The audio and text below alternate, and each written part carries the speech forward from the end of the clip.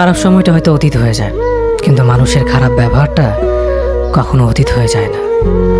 শুধু নিজে থেকে কথা বলা বন্ধ করে দেখো, দেখবে অনেক আপনজন বড় হয়ে যাবে। আসলে কেউ আপন হয় না। যারা তোমার ক্ষতি চায় তাদের আঘাত করবে না, তাদের সামনে একটু হাসি মুখে বাঁচবে।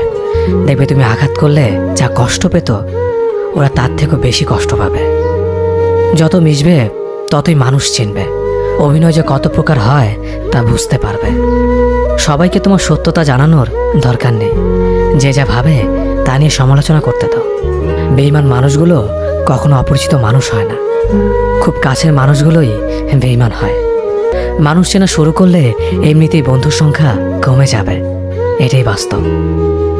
3টি কথা মনে রাখবেন: যে তোমাকে সাহায্য করে তাকে কখনো ভুলে যেও না, যে তোমাকে ভালোবাসে তাকে কখনো ঘৃণা করো না, যে তোমাকে বিশ্বাস করে তাকে কখনো ঠকিও না।